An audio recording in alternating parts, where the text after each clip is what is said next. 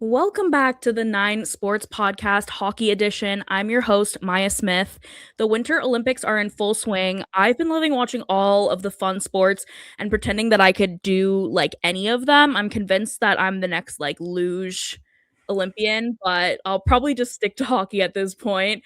This week, I'm joined by Reid Lemker, the Minnesota Frost beat writer over here at the Ice Garden, and most recently the host of the brand new show Frostbites. Welcome, Reid. What sport have you been loving at the Olympics other than obviously hockey? Yeah, thank you, Maya. So excited to be here today. Also love luge. Always have loved that as a kid. I think it was alpine skiing. That's always been a favorite. So I do love to watch Mhm. that. There was a time where I thought that was going to be my thing, but alas, didn't work out So that way you've for me. you've But skied before.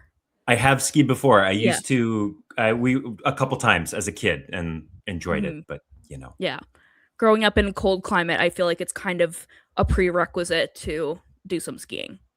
Totally, but here in Minnesota, the hills are hills. They are not mountain. Like Not mountains. we don't have the mountains. It's we make with Yeah. what we have, kind of. Yeah, gotcha. Awesome. So today we're mostly going to be talking about our preseason predictions that we made for the PWHL because somehow we're already about halfway through the season. So we're going to check in on how those are going. Spoiler alert, I don't think they're going well. Well, mine are not. But Reid did bring this topic, so I feel like they feel confident about their predictions. But we're going to take a look. Um, First, the preliminary round at the Olympics is basically over, except that Canada and Finland will be playing on Thursday. So it might be over when you're listening to this, but for us, it hasn't happened yet. And this was because Finland had their first game of the tournament against Canada postponed due to norovirus. So let's talk about the tournament so far. We're going to kick it off with the number one at the nine, our top story of the week. So, the number one at the nine, this week's number one at the nine is Italy's surprising success at the Olympics, making the quarterfinals for the first time in the team's history. After making the tournament as the host team, Italy was a long shot to even get a win, much less two, and a quarterfinal berth at the 2026 Olympics. We discussed this last week on the show, but Italy has only made the Olympics one other time in history, and that was when they were the host of the 2006 Winter Olympics, and they did not win a game in that tournament. France was Italy's best chance to get a win, and they beat the first time Olympians 4-1. A 6-1 loss to Sweden didn't hold them back because they went on to beat Japan 3-2 on Monday, locking themselves into the quarterfinal. And defender Laura Fortino actually played 30 minutes in that game, which is the most of any player at the Olympics thus far. Um, Italy lost to Germany in their final preliminary game, which unfortunately sets them up for a date with the US in the quarterfinals, which will be a tough go, but honestly, they've surprised us so far. So, what are you thinking about Italy? How have you been surprised by them in this tournament? Yeah, I've been super impressed with Italy. I mean, I think it's always fun when the host team does well. I mean, the arena has been rocking when they have been playing, which is always great. So fun to see on TV. I watched their game with Sweden. I can't even remember what day that was, a couple days back, pretty closely. And that game, and then the others too, even the recent one with Germany, the loss. I've been super impressed with Italy and the way they've played. They feel very structured, like they have an idea of what they are trying to do, and they've been able to do that a lot more often than I think I thought coming in. The Sweden game, like I felt like the wheels kind of came off towards the end there, but it felt like they frustrated Sweden a bit in the first period, like kept things tight, kept them out of the middle, limited shots.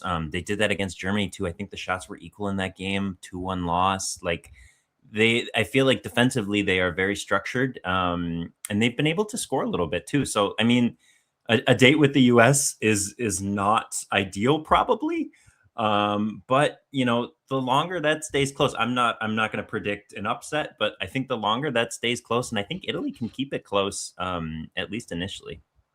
Yeah, I agree. I think the fact that they got a win against Japan is really impressive. Obviously, not a very good tournament for Japan in the end, and they're usually one of the top teams in Group B, but that is a very powerful team in Japan. And so the fact they were able to get that win is huge. And I I was really hoping to do some interviews with the Italian team before the Olympics, but the timing just didn't quite work out. But I'm very intrigued to know because I know a lot of those players went over to Italy last year, at least, if not are were still in Italy this season, to kind of prepare for the Olympics. I know Kristen Della Rovere, who plays in the PWHL, she did that. And I'd be very interested to know how they practiced during their time there and how long they've been training together because as you said it really does look like they have a great system going on. Yeah, they play like a team that is very comfortable and confident in the way that they're trying to play and the things that they're trying to do. And yeah, it's been impressive, I think, from them so far for sure. Absolutely. So joining Italy in the quarterfinals from Group B will be Sweden and Germany. We don't know who will be playing who yet because we still need to hear that score from the Canada Finland game. That will also determine who Czechia plays as well, I believe. And then Switzerland is also in there too, somewhere they'll slot in. But I guess we have to talk about the Canada US preliminary round game from Tuesday. Pain for Canadians, absolutely. I wasn't I don't think that many of us at the Ice Garden were overly surprised by this game. I think it was worse than we expected, but we've kind of all been predicting, and I wrote this in my preview for the team, that something like this was going to happen because the rivalry series was not a good showing for Canada, and they essentially did nothing with their roster build to change any of that. But I also feel like it was worse than we all expected, and I don't know if it was the penalties they took or the goal that should have been called off, but it was all just bad. So I'm intrigued to know your thoughts on the game. Yeah, I feel like we could we could spend this entire podcast. We won't just breaking down that game. Yeah, I think I was surprised, at least in the way it turned out. Like I didn't expect necessarily it to be so lopsided. I guess the final score. Um, but like you said, like it did feel like a little bit of a continuation of the rivalry series. I think my biggest question is we've had a little bit of time to think about this is I wonder where Canada's offense comes from, Mhm. especially in that game. It just felt like the team speed of the US really were able to kind of dominate, and they could kind of get wherever they wanted and pressure the Canadian D. And of course, like if these two teams meet each other again later, like I do not expect or I wouldn't expect a similar outcome. But I think my biggest question, curious for you for what you think, but I just wonder where the offense comes from. It just didn't feel like Canada could sustain a ton of offense, and it kind of, like you said, like feels like a bit of a continuation from rivalry series kind of vibe to it. Yeah, I agree with you. And obviously, like people are gonna say, "Oh, well, Poulin was injured; she wasn't playing." She is a huge part of this team, but she would not have scored 5 goals yesterday. Right, right. Somebody else has to. There's got to be Exactly. more. There just has to be more. Yeah, and I think, I mean, there's a lot to be said about coaching decisions and roster decisions as a whole. Troy Ryan is the coach of the Scepters. They are having almost the exact same issues that Canada has been having. They just cannot get any goals. And I personally, like if I was designing the roster, I would be putting some different lines together. The Poulin, if she's back, Stacy and then Gardner line was really good for the Victoire, and they have been good at international competition. And Jen Gardner has been getting almost zero, well, not zero ice time, but she's been getting the ice time of that extra forward, basically. Yeah, And as yeah, somebody who watches her on a like weekly basis in the PWHL, I don't understand that decision. yeah. And I think with the right amount of time and the right line mates, she could definitely be bringing that offense. But one of the things we saw from the US is that almost every goal they got was from either a sophomore in the PWHL or a college player. And Canada just cannot compete with that because they didn't bring those young players. Yeah, yeah, yeah, and we don't have to get into we don't have to get into an Abby Murphy discussion at this point. But yes, one of those college stars, and I think I wonder, this is another thought I was having about this game is I wonder, you mentioned goal disallowed. I wonder about penalties, like especially if this Hmm. game happens again. It was really interesting to me to watch Abby Murphy in a game where compared to the way she's refereed in the Hmm. WCHA, I'm a Gopher fan. Like I think it just felt a lot different in terms of the way um, maybe WCHA referees referee her game. And I wonder about penalties, and I would expect that to look different if these two teams meet again. I don't think she's Yeah, drawing for penalties, and maybe that, and I think that would definitely help with Canada. It did feel like it sort of just felt like they were kind of behind the eight ball from the start, and I wonder if the absolutely. penalties were maybe a bit more even. We had a little bit more 5-on-5, but I mean the U.S. looked really good at 5-on-5 too. So Yeah, and there is definitely a point where as a team and as a coach, you have to say, okay, this is a player we know who Abby Murphy is. We know that she is going to react at any time, and obviously these referees are going to call that. So yeah, you need to stop being putting yourself in that situation. And obviously you can't just let her skate around with the puck, but there are other ways to play a player like Abby Murphy that don't involve that like physical contact that you could get penalized for. totally, totally, and I think like I think this is a great discussion because I feel like we're coming to like there are these larger things that you're mentioning about Troy Ryan and sort of coaching and decision making and things like that, and then there's also like the bigger picture things, and then also these teams might face each other in a very short time period Mhm. here, and might things What look changes do differently? you make? What changes can be made? Mhm. Yes, and then there are also I Absolutely. think a lot of big picture questions, no matter how that, if there is a second game, no matter how that second game turns out, like big picture things to look at too, I think. Yeah, I think we'll see some changes for sure.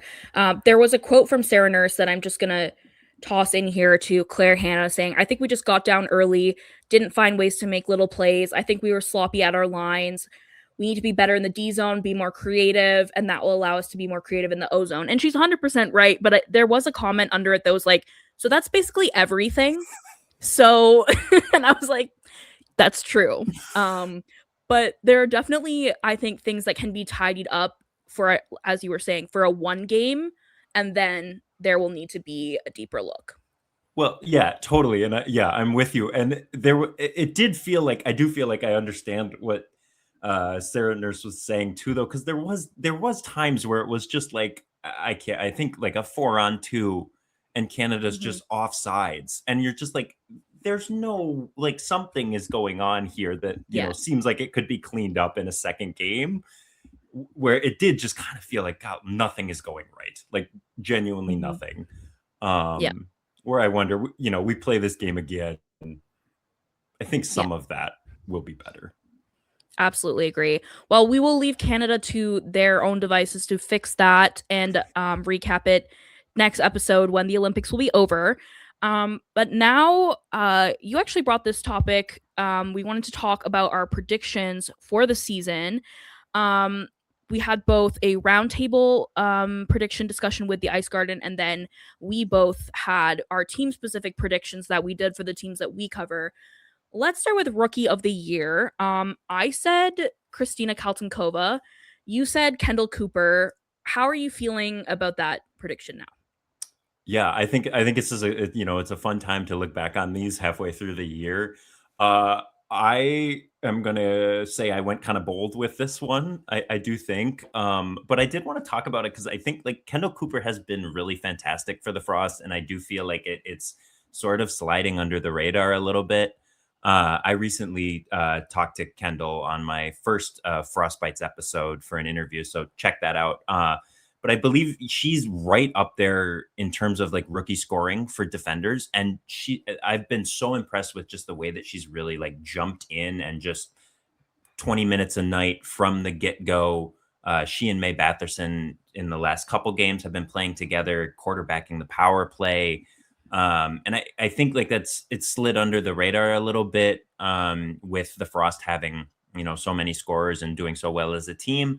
Is it going to be enough to win Rookie of the Year? I really doubt it. I would be shocked if Colton Kova doesn't win it.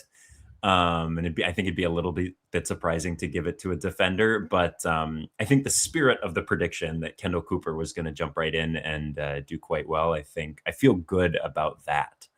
Um, Yeah. how do you feel about yours? Well, You got to be feeling pretty good. I do feel good about it, but in with yours, I think like you made a good point there about the defender. I was just thinking back, and the I believe the rookies of the year have been Taylor Heisey and Sarah Fillier so far. Um, I think that there's an emphasis in all of these awards on scoring goals, and oftentimes that doesn't necessarily make you the most valuable rookie. And so I think, as you were saying, like Kendall Cooper has been a huge part of the Frost being where they are and is often overshadowed, especially with some of the rookies that have been having good years in Boston, I think. And of course, Carlton Kova and the other New York rookies. It's just hard to get a look as a defender. But that doesn't mean that she's not having a crazy rookie season. Yeah, totally. I feel like as a defender, you have to put up crazy points, and like uh, Cooper had I think leads rookie defenders in points, but like not crazy numbers. But she's Mhm. also like plus minus. I believe she's like plus 10, which is tops among rookie defenders. Like she's having a great year. It's just maybe not those counting stats that would lead Mhm. to winning rookie of the year. For sure. And Carlton Kova is the leading scorer in the league right now, I believe. So that's a Yeah, good right. point in her favor and point This for me. is right. And first overall pick, like, yeah, Mhm. I feel pretty good if that was my prediction. I would feel pretty good about that. Well, it's gonna get worse, but next We can we stop now. We'll stop the show yeah, now. exactly. I win. Will the Frost repeat? We're gonna talk about our playoff predictions a little bit later here. We both said no. I said I hadn't really ever thought the Frost were gonna win though, so jury's out on that. You follow the Frost more than anybody that we work with. Tell me a bit about what you're seeing from them and if you think this prediction still stands. Yeah, totally. So I think coming into the year, most people were aware, like, lost a lot of players, like everyone did, but like really had their defense group. Claire Thompson, Sophie Jakes, Melissa Channel Watkins, like really lost that defense core and had to replace it with people like Kendall Cooper. I think I think I said I didn't even think they'd make the playoffs, which I think we'll get to in a minute, Mhm. was really based around like I think it would take some time for them to gel, and their goaltending had really been, uh, frankly, just Poor. not great Mhm. in the regular season the past 2 years, and they'd sort of been able to turn it on in the playoffs. I never really had a concern about the forwards. I feel like the forward group has been always been pretty good, and kind of thought they'd be able to score, but was more worried about sort of like defensively in the back end. Uh, the goaltending's been good enough. The goaltending has been quite good. Not sure if that's going to continue, but it's been more than good enough. And then I think the other thing that's really gotten them to this place too is people like Kendall Cooper, but also May Batherson has been another player who's been really fantastic for them. Stepped in just a lot quicker than I thought. I think when I was thinking about this year, I imagine the Frost might start kind of slowly and then kind of turn it on because I did like a lot of the players sort of after the Olympic break, and they've just it's all come together a lot faster, I think, than I expected, and the goal scoring has been as expected or maybe even a little better. Players like Kelly Panic is off to a really Mhm. fantastic start. Um, so is that going to be enough to repeat? I don't know. Playoffs are playoffs, as the Frost have shown the Absolutely. past 2 years. But it has really come together really quickly, and I do wonder. They just feel a lot further along than I thought they would, and I wonder if there is another gear or another level that they can get to when they come back from the Olympic break. Yeah, that's a great point. And honestly, something that I've noticed, we had Lydia on a couple weeks ago who covers the Fleet. And to me, like, I think the Fleet and the Frost were the two teams that were the most decimated by the expansion draft. And instead of, the team kind of crumbling without those key pieces, Thompson, Jakes, and then in Boston, like Hillary Knight, Hannah Bilka, those kind of people. Other players have risen to the occasion and really filled in those spots. And Boston and Minnesota have been having fantastic seasons that I don't think anybody expected. It's really impressive to see those players take that kind of lead there and fill in those gaps. Yeah, totally, and for sure. And I think, like especially for Minnesota on the back end, and I think they Minnesota specifically maybe has can have a little bit of a reputation as really being able to improve and help defenders take a step, Mhm. maybe even quicker than expected, like a May Batherson, like a Kendall Cooper, but even newer players like Brooke Becker has been really good. Slid into sort of like a bottom pairing role and been really fantastic. Like I think Minnesota has done a great job helping to develop defenders, and we've seen that in the past too. It felt like Sophie Jakes took a step, back in the day when she came over. So yeah. Absolutely. Yeah, and speaking of Jake's, when we talked about MVP predictions, you had her written down. I mean, as a person who watches the Goldeneyes every week, I would say she's definitely an MVP to that team. They're obviously not having the season that we thought they would. Um, what do you think about MVP right now? I feel like it's kind of wide open in terms of options. Yeah, I agree. It feels wide open. I don't think my Jake's prediction is going to come through again. Maybe went a little bold there, but I've just been so impressed with her Mhm. when she was in Minnesota and the way offense, defense, basically can just kind of do it all. Power play, penalty kill. Maybe an MVP for her team this year, Yeah. but maybe not an MVP for the league. And that's okay for that prediction. As far as like MVP for the league, I agree. I think it's wide open. Maybe somebody from Minnesota.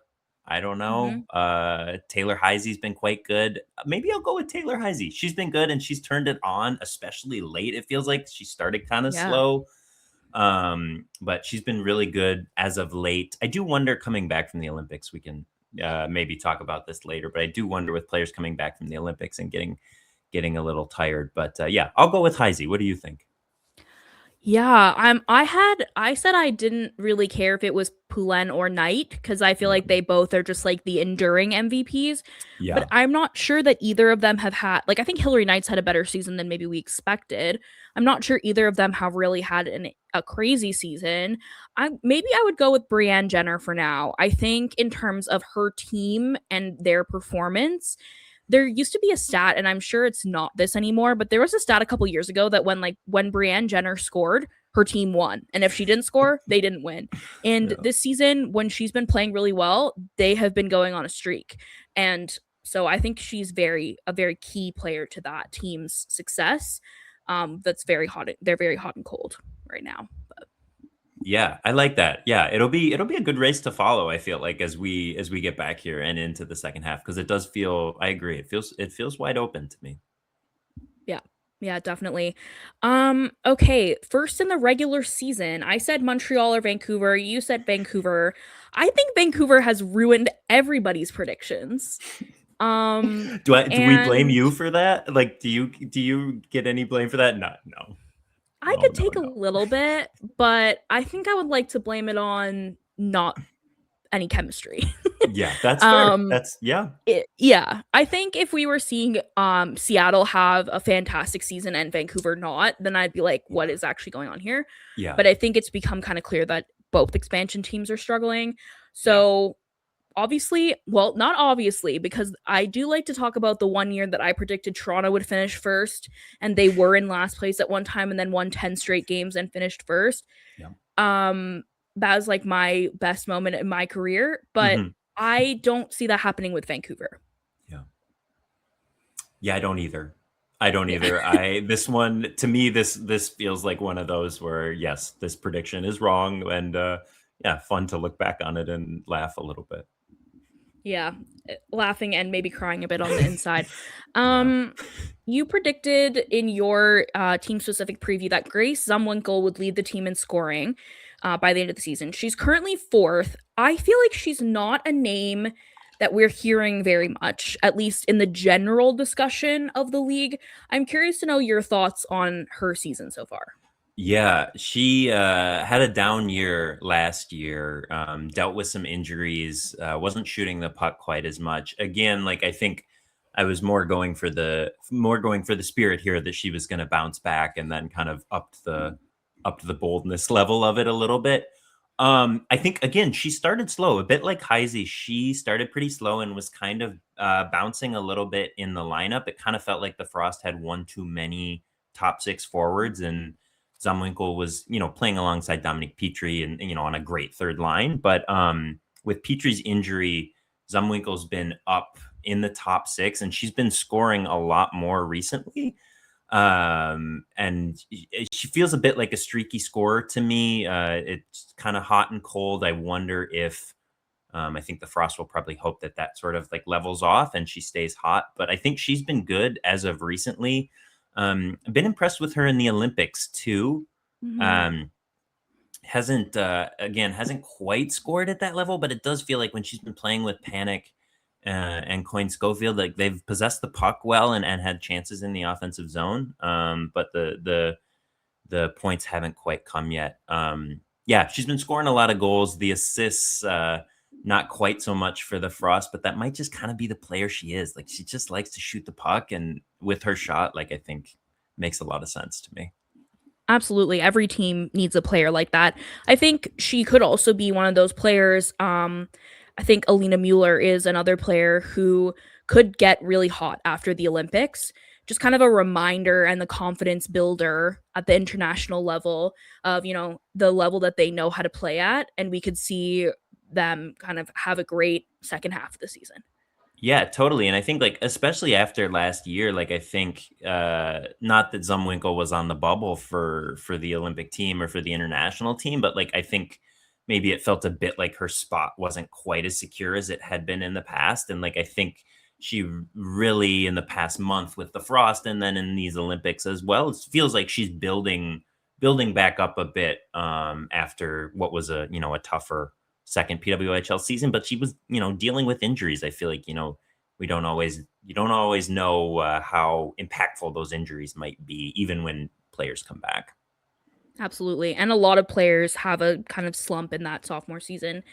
Okay, the last prediction. Let's talk about if the teams that we cover will make the playoffs. I predicted Vancouver would, you predicted the Frost wouldn't, and now it kind of looks like we've flipped those. If the playoffs were right now, the Frost would, Vancouver would not. How do you feel about their playoff chances? I mean, we kind of talked about this a bit, but coming back from the Olympics, do you think they maintain a spot in that top 4?